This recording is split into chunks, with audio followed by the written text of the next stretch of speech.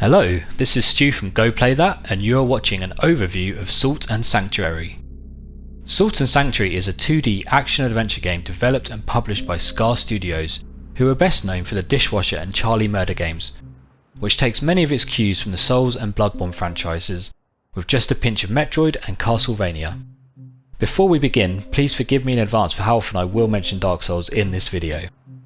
Like in Dark Souls, your adventure begins once you have created a character, for which the game features plentiful customization options and class selections. For this video I have given my character Go Play That blue hair and beard, and I have chosen the Knight class, as in these types of games I like to use a big shield and stay on the defensive as much as possible. There are many other classes however, so I do advise you to have a play around and find which best suits your favourite playstyle. Also in the same vein as Dark Souls, after creating your character you have the option of choosing a starting item. I will warn you though that none of them have a description, so unless you hit Google you'll be going in blind, but hey, that's part of the fun, right? Here is my little tip though. I chose the grasping ring, which increases the amount of salt, the game's equivalent of souls or blood echoes, that you receive for defeating enemies and bosses.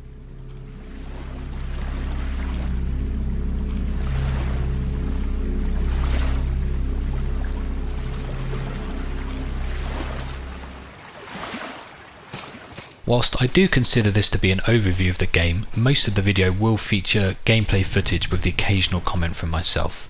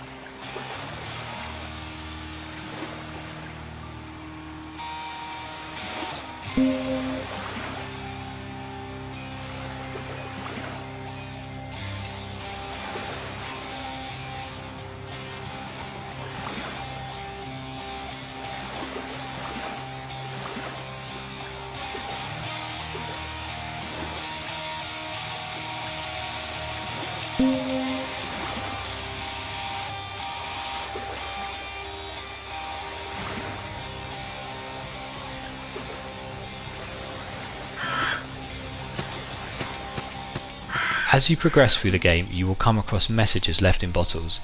These are another nod to the games that Salt and Sanctuary is inspired by.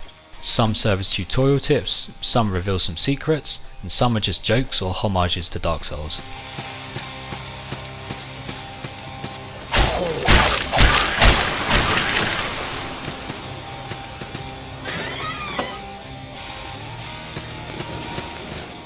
Once you get a little further, you will start to discover sanctuaries.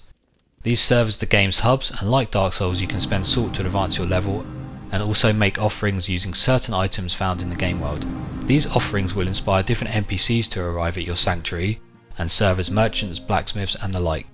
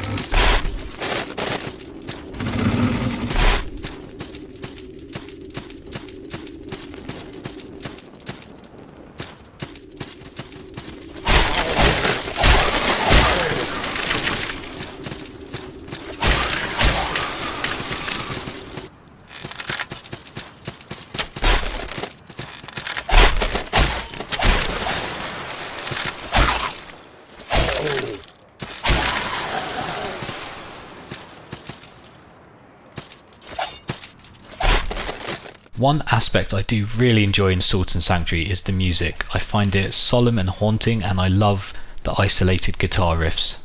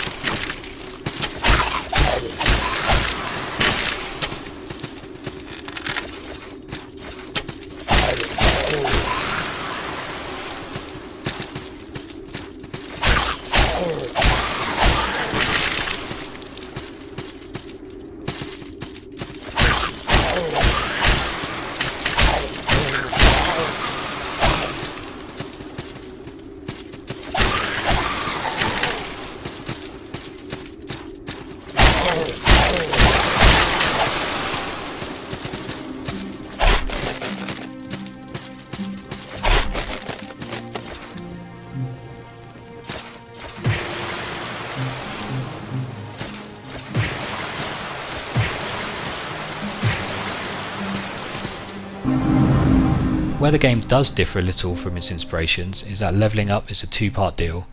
You advance your base level by spending salt, after which you will receive pearls which can be used in the game's skill tree to shape how your character grows. Some players have accused this system of being a little restrictive later on in the game. I've not personally experienced this yet, but it does seem that one wrong move in the skill tree can hamper your character and affect your playstyle.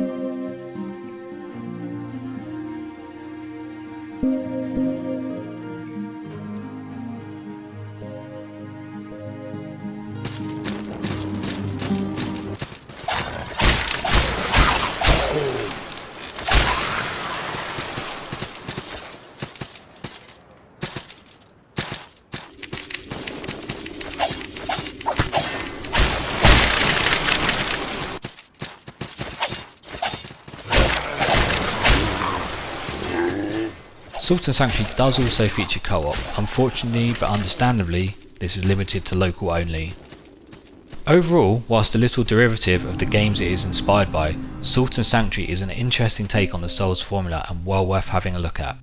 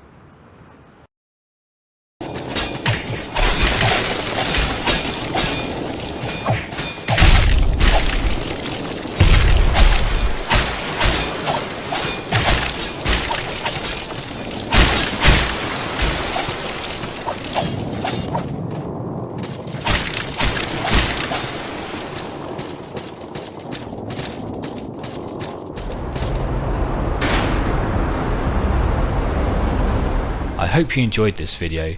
Please let us know what you think by liking, commenting and subscribing.